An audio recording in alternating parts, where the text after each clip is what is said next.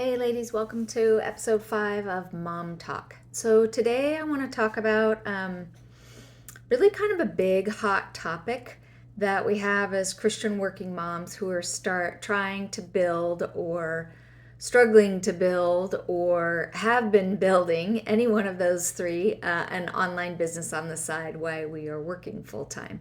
And so, one thing that I find when I talk to clients all the time, and I found this in my own business, is that there's three big challenges when you're short on time. So, I just finished reading a book called Who Not How. That's an excellent book for us as entrepreneurial minded Christian working moms. It's a guy by the name of Dan Sullivan. Who has written it, and it's co-authored by a guy by the name of Dr. Ben Hardy. Now, in my mastermind, it was recommended that I read that, and I gotta tell you, it has really helped to refine and transform the way I look at how I spend my time as an entrepreneur.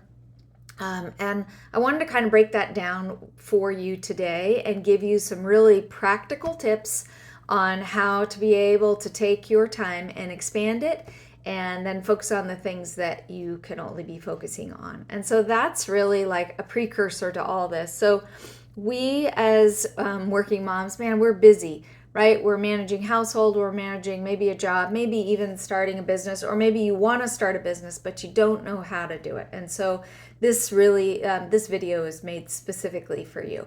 So in that, when you think about, well, I'm already working a bunch of hours a week, and then how do I start something on the side? It's not just the how of the task, but it's also the time that goes with it. So the book that I referenced, The Who Not How, talks about how a lot of times what we do and what we've been raised to do is I lay out a goal, and then in that goal I have been taught, and we have been taught, to ask the next question, which is how do I complete that goal? How do I achieve that goal? In other words, what are the steps that I need to do? And the whole premise is it's really, I would almost classify it as like simple, but not easy. And so don't let it get lost on you as if you choose to read the book. But one of the things that it talks about is there are who's out there that we can hire to be able to or partner with, collaborate with, any of those kinds of things to be able to help us as we grow our businesses. So I want to talk about that today and kind of break that down a little bit further in some of the things that you could be focusing on, because again, there's three big challenges when we are short on time. So let's talk about those right now. So the first thing that you can do before you even get to how to solve those is you could fundamentally make a list. And I've talked about this in previous videos, but we'll talk about it again because it's really super important and really impactful. If you spent some time and just maybe carved out, I don't know, like 15 minutes. So here's kind of the homework, if you will, to get ready. So no distractions, no interruptions, anything like that. 15 minutes on your schedule, and you just write down everything that needs to be done. And then just let that list flow. Just list absolutely everything that comes to your mind. So there's no judgment, there's no criticism, there's no guilty feelings, definitely no guilty feelings as we're writing out the list of all the things that need to be done. And then you could categorize that based on the business related tasks. So you could just do like a full brain dump of everything that needs to be done, everything that you can think of in a 15-minute window. Just keep writing the whole time. And then in that, what I recommend that you do is you could take that list, and if you have anything that's like household chores, you could actually apply this same method, but we're talking about business specifically. But so then you start to identify of the business tasks, what can I do with that? Because a lot of times when we make that list, as entrepreneurial minded people, we think, okay, now I have my list, now it's go time. That's how I am super task driven. And so as I'm task driven, I look at the list, and then in the first step, what I typically do is think, oh my gosh, I have all these tasks. Now I'm going to go ahead and get started and knock out all these tasks. But then sometimes what can happen as a if I'm trying to work a job and then build a business at the same time, is very quickly after that, I can get hit with fear. I can get hit with feeling overwhelmed.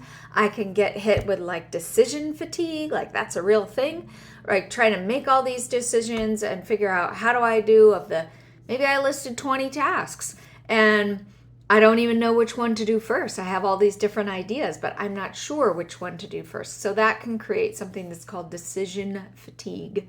So now we have our list and we've identified the things that we want to do. And so the question is now, like, what do we do that list instead of adding more to our schedule? Because don't we know, like, we don't need more things to do. As working moms, working women, working wives, we don't need more things to do. What we need is actually to get stuff done so that we can move on to work on some things that are more important to us. And so the other thing is, as an entrepreneur-minded woman, and this has nothing to do with how you make your money, but what I'm talking about is there are tasks that only you can do and only you should do. And they are based on your specialized knowledge. They're based on it's often called your zone of genius. They are based on the things that there's nobody else but you that can do those tasks. Like for instance, if you're making a podcast like this, there's nobody else that can take the knowledge from my head and couple it with the experience that I've had and then actually deliver that information to you as my audience. And so that's one of those tasks that only I can do, and I do it really well because I know that I know what I want to talk about. I know how I want to lay it out. I've planned that out ahead of time, those kinds of things. So, but I would imagine there's actually a boatload of tasks. I was going to say something else, but there's a boatload of tasks that you can actually apply these methods. And so let's talk about the 3 different things. I'll list them out real quickly and then we will break them down so that you have real actionable steps. Every time we talk, every time you listen to the podcast, what I want are actionable steps that you can take to improve your life and take your business one step forward. So you could delegate to somebody, you could delete the task, or you can automate. And so that's just a quick overview, but let's talk about that. So when we talk about delegate, so that can look a couple of different ways, and Who Not How is an excellent resource to be able to do that as a book. There's tons of different books that you can read on this subject. This happens to be just the book that I just finished like 2 days ago, so it's top of mind. So if I look at listing the tasks that I need to do in my business and I want to delegate those to somebody, I can do that in a couple of different ways. I can maybe I can make an arrangement with someone where I can collaborate with them, and there's an exchange, like I do a task for them, they do a task for me. I can flat out hire someone. So I can hire somebody that's capable and qualified, that knows how to do that task that I don't want to do or I shouldn't do as a business owner. There's those 2 categories. And so it would make more sense for me to be able to hire someone to be able to do that. Now, ladies, what I want to caution you on, when we talked about certain things that only you can do in your business, when you figure out the rate that you're worth to be able to work on, so again, you do that by saying, I want to make X amount of dollars a year, then I divide that by the amount of hours that I work, and that's the number that I need to make in my business. So let's just say, for conversation's sake, that rate for you and your specialized knowledge, your specific services, that is like $1,000 an hour. And so and if that number scares you, that's okay. I'm just going to use it as an example. So maybe you want to make a business that makes $1 million. You want to work 20 hours a week, and then therefore your rate would actually be more than $1,000 in that scenario. But let's just use that as a baseline because that's a real even number.